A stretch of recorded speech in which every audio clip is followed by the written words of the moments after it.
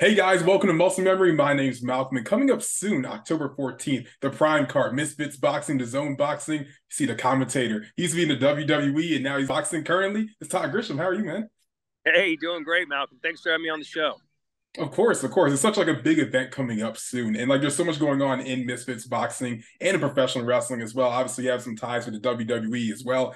How do you like balance between like your career being a commentator for boxing and also like your time in WWE? What's the correlation between boxing and professional wrestling? Well, I think the main part is the passion of the fans. WWE fans are on an elite level, all elite, if pardon the phrase, an elite level. But boxing fans are far behind. So I think the passion between the two sports is kind of what brings them together in my book. Plus, I mean, it's entertainment. It also happens in the squared circle. Obviously some of it's pre-scripted, and the others a little less scripted. I'll say that about boxing. Yeah. But those are the two big things: entertainment and a fan base. For like professional wrestling fans that like haven't seen like what you've been up to in recent years, what have you done in boxing so people have like an understanding like, oh, I didn't realize Todd Grisham was doing all this now. Well, I've been lucky enough, fortunate enough to be able to call some of the biggest fights in the sport of boxing. So if you're a wrestling fan, it's basically like I've been calling, Roman Reigns fights for the last 5 years. So I've been doing all the biggest fights in the sport, and also do kickboxing. I've been doing kickboxing for 7 years, and while kickboxing isn't that big in the United States, it's pretty huge in Europe. And I work for the number one organization, and we've got an event coming up November 4th at a soccer stadium in the Netherlands. So yeah, I love doing kickboxing and boxing. Amazing. To jump into like the prime card right now, there's a huge amount of fights. Obviously, the big two: KSI, Tommy Fury, Logan Paul, Dillon Danis. Like between those kind of fights and looking at these kind of fighters, I want to touch on a certain person, individual. That's Dillon Danis. The way he's gone about promoting has been questionable to say the least. But like looking at how like well he's garnered attention for this fight. How do you think Dillon Danis will do inside of a boxing ring? Boxing skills, from what I've seen, he doesn't have many, but he's got the ability to get under somebody's skin, and sometimes that can be enough. If he gets Logan Paul going in there just wanting to rip his head off and losing all of his boxing technique and just turning it into a brawl, Dillon Danis has got a chance. So the fact that he's got Paul so upset and so angered at what he said, I think that's a plus for Danis. That's what he's been trying to do. For sure. And even like on KSI and Tommy Fury's fight, I feel like fans in like the United States are like really behind like the Logan Paul and Dillon Danis crowd. But then like you go to the UK and like KSI and Tommy Fury are just absolute mega stars over there. Who do you think the UK is really leaning towards so winning this fight? Is it Tommy Fury or is it KSI? I think everyone wants KSI to win. Not everyone, but the majority wants KSI to win. But the majority also thinks Tommy Fury's going to win. But KSI, he's kind of one of those guys, almost like, Logan Paul and Jake Paul. Everything he's touched turns to gold.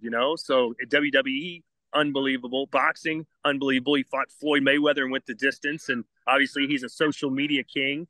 So, I mean, these guys are talented beyond belief. So don't count KSI out. I mean, he's a number one pop star in the UK. I shouldn't say pop star, but DJ in music, several number one hits. He sells out arenas no matter what he's doing. So who's to say he can't pull off a minor miracle?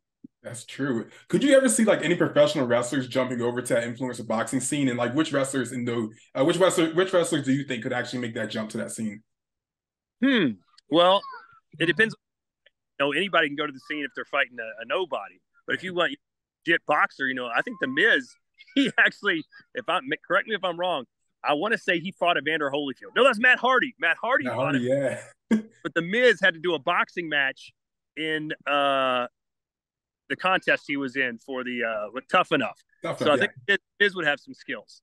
Oh, the Miz. That's incredible. That's a good pick. There's recent news of like conversations between Jake Paul and Matt Riddle having a boxing match. Do you think those conversations actually turn into a fight and does Riddle even pose a threat to Jake Paul? I mean, it's hard to just say no one has that poses a threat when I haven't seen anything on them. But I know that boxing is a very, I don't know if my new sport is the terminology, but there's so many tiny little things that you have to learn to be good at it, and it's not just I can fight and I'm tough, because someone with a good boxing experience will just make you look silly.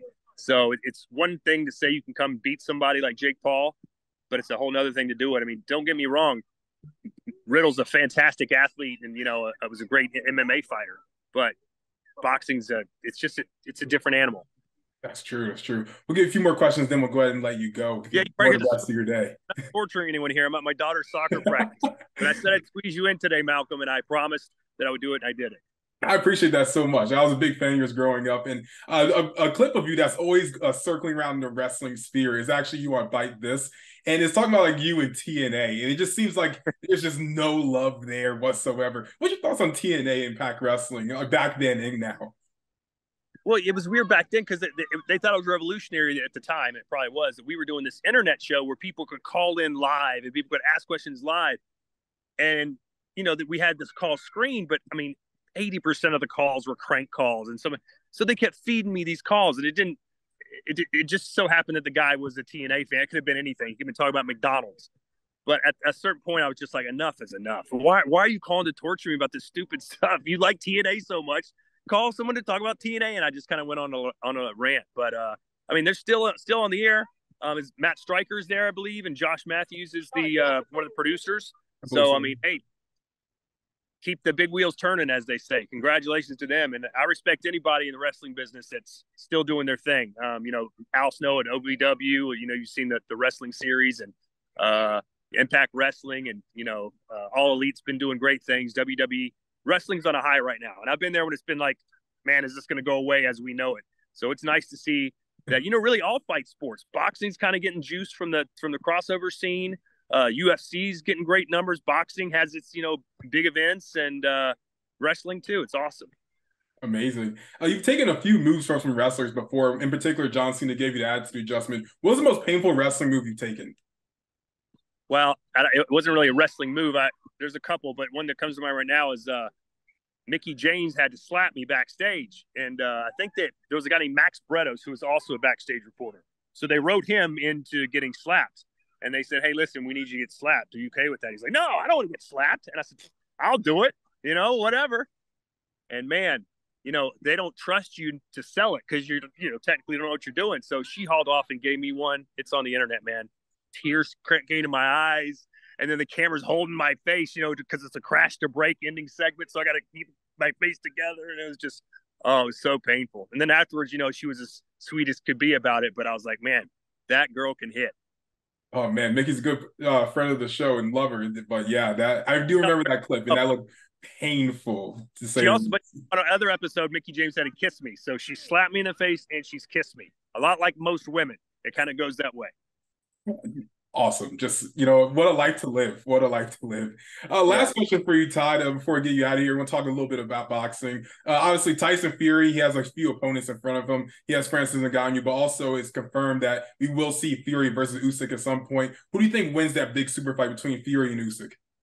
I think Usyk, the super fight. Well, first, I'll give you my thoughts on Fury. I think Fury beats Ngannou. He can beat him one of 100 ways. And there's only one way that Ngannou can win, and that's a lucky punch. So 99-1 are the odds that I give that pretty much. As for Usyk versus Fury, I've got a feeling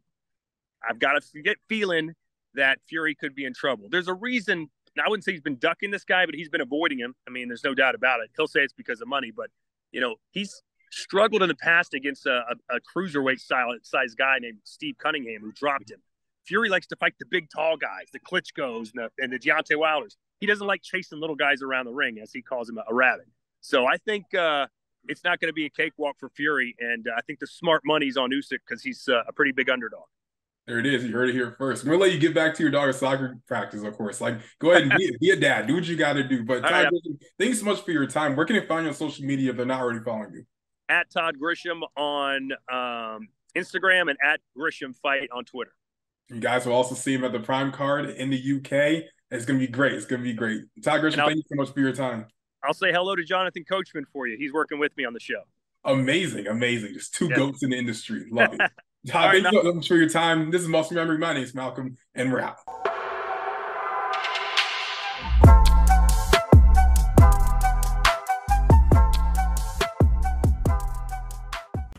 We going up like 1,000. I'm a flex just like a muscle man Malcolm. We going up like 1,000. I'm a flex just like a muscle man Malcolm. When it just like 1, 2, 3. If you like the channel, this will squeeze. If you like the channel, this will squeeze. If you like the channel, this will squeeze.